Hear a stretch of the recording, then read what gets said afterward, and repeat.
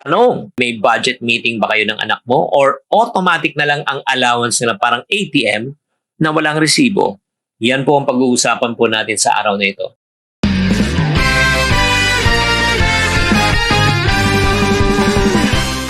Hi there, this is Chinky Tan, your coach for Happy Spouse, Happy House, where we're here to really support you, lalo na sa mga mag-asawa po dyan. So, ang pag-uusapan po natin, usapang allowance na may direksyon. Oo. So, mga ka-friendship, let's be honest. Madaling magbigay, pero mahirap talaga magturo ng money values sa ating mga anak. Alam mo, ito lang po reality is this. Sino po sa inyo man ang galing sa hirap? 'Di ba? Type me sa comment section. Kung ikaw ay nanggaling ka sa hirap at sinabi mo sa sarili mo, pag ako nag-aanak, hindi ko pa dadanasin sa hirap kung ano man ang dinanas ko. Pag nasabi mo yon, katulad ko, magsisi na tayo. Bakit? The reason why you became so successful, thrifty, di ba, marunong ka lumaban sa buhay because nanggaling ka sa wala. So, hindi nating goal right now na magbigay ng easy money sa mga anak natin para sila ay maging spoiled. Di ba?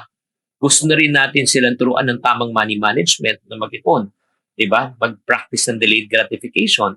Di ba? Do you agree? Yes or no? Kasi sa totoo lang, pag hindi natin tinuruan, ay nako, mahihirapan po tayo in the end. Again, always remember, itong allowance issue na ito. I just like to remind parents and even the young people who are here, allowance is not a right, it is a responsibility. Let me repeat, hindi ito karapatan, ito ay responsibilidad.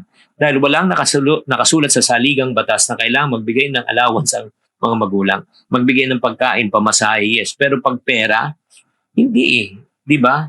At di basta-basta na kailangan po, pag may pera na kayo, gagastusin nyo lang. Di ba? Kailangan may disiplina.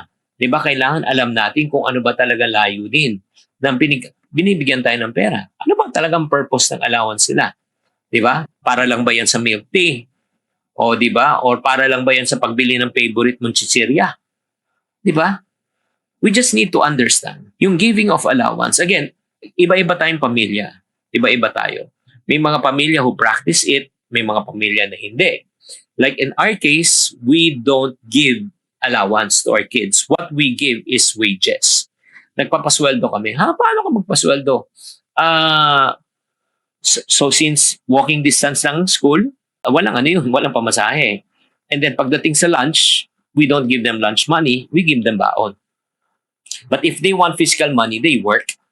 How do they work? Like for example, maghugas sila ng pinggan, may bayad ba? Wala. Kasi kumain sila eh. 'Di ba? Natulog sila. May bayad ba pag nag-ayos ng kama? Wala, natulog sila eh. Pero pag naghugas sila ng pinggan ng iba, inayos nila yung kama ng iba, meron silang allowance. If they do something it's not expected from them, they get paid because we believe in a merit system, in a reward system. Because in the real world, kapatid, ang pera hindi hinihingi. Di ba? Pinagtatrabahoan yan. Laging may tampuhan tuwing pera ang topic. Si Mr. gusto mag-ipon. Si Mrs. gusto maglaan. Pareho namang may point, pero parehong hindi magkaintindihan. Hanggang sa tuwing may money talk, nagiging away talk. Pero nang mabasa nila ang librong ito, ang pera ni Mr. at pera ni Mrs. ni Coach Chinky at ni Coach Novi, na-realize nila na hindi ito labanan. Hindi ito labanan ng pera ko, ng pera mo. Kung hindi partnership ng pera natin. Mas maayos na ang usapan, mas may plano ang budget, mas buo ang tiwala sa isa't isa. Type nyo yung HAPPY or HAPPY to get this book at para matutunan kung paano gawing teamwork ang pera, hindi tensyon. Get it now. Limited time only. Kaya tanongin mo yung sarili mo, may sistema ka ba when you give allowance? Alam ba ng anak mo kung kailan at bakit siya binibigyan ng pera? Marunong ba sila magplano ng gastos or basta hingi lang sila ng hili? Reality is this, ka-friendship. Kung wala kang structure, allowance becomes an entitlement. Pero kung ikaw, meron kang goal, meron kang purpose, may reason, it becomes a training ground for life. Does it make sense? Kaya nga, mga ka-parents dyan, let's teach our kids to partner with purpose. Ito lang paano mo matuturuan ang mga anak mo sa allowance? Probably you can use this. Number one, tuwing sila ay nabibigyan ng pera, certain part of the allowance goes to number one, kasi kami, we believe in tithing. We encourage them and teach them to tithe, to return a certain percentage from God to God. Tapos number two, savings. Savings for what they want. Tapos investment, kung may investment sila or business na gusto umpisahan. And then syempre, yung yung ano nila, if they want to help also, benevolence fund. Diba? Because for us, generosity is very important. It's not about them. And last is their self. Diba? Yung parang huli na sila. At syempre, tinuturuan din namin sila nung bata pa sila na pwede silang kumita through extra tasks. Not as just punishment, but as partnership. Pwede sila magbenta, pwede silang magluto. Kaya nga, ang tanong ko parati nung bata pa sila, anak, anong gusto mong idagdag? Try mo itong project na ito. Try mo itong gawin to. Let's work together. Ganun lang, hindi mo sila pinipilit, hindi mo gini-guilt trip, pero may value, di ba? May dignity. Are you learning so far? Grabe tong session na ito. Always remember, allowance is not about the amount. It's about the attitude behind it. Hindi kawalan na matuto sila maghintay. Hindi kawalan na luma ang kanilang gamit. Di ba?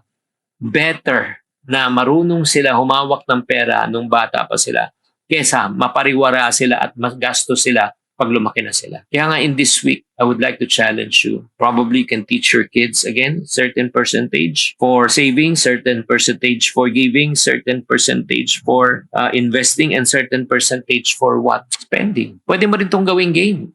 Di ba? Ito, meron kami ginagamit. Hindi ko lang alam kung alam niyo itong ipon box. So, may 60,000 ipon challenge. Start sa 20, then go to 50. Di ba? Pag nabuo mo yan, may 60,000 ka. Lalagay mo barya dito, perang papel. Meron din dito, back-to-back. Ito naman pang kids edition. Open-ended siya. Di ba? Make it fun.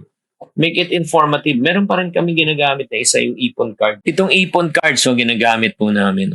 Pipili lang ng isang card isang araw. Pili tayo isa. Last call duration challenge. Kunin mo last call time duration mo using your cell phone at yun ang amount na ihulog mo. Kunyari, 3 minutes and 10 seconds. 3 minutes, 10 seconds, ibig sabihin yan, 310 ang ihulog mo sa ipon box. Isa pa. Free pass card. This is the free pass card. Ang pwedeng hindi ka muna magbigay at maghulog sa iyong ipon box dahil nabunot mo tong card na ito. Ang daming mga ano nito, mga games. So you can use this, no? Itong ipon cards and ipon box. Yun. So mga ka-friendship, no, make it fun, 'di ba? Kaya mga magulang, let us move from our just giving money to grow into maturity. Allowance with a mission helps our kids to realize, okay, may purpose pala ang pera. Pinagpapaguran pala yung pera. Pinagkatiwala sa akin itong pera. Kaya iingatan ko itong pera na ito. I hope that you are encouraged. Allowance is not just surviving the weeks, but it's a way for you to teach your kids when they are young, when they grow old. They will never forget it. Sana nakatulong tong episode na ito, mga ka-friendship. So if you like this episode, please drop us a message. Drop nyo naman. Give us your comment kung ano masasabi nyo. And then please don't forget to subscribe. Tatandaan, as we always say, we are here to build stronger marriages one family at a time. Dahil kami ay naniniwala, bawat pamilya ay may pag-asa.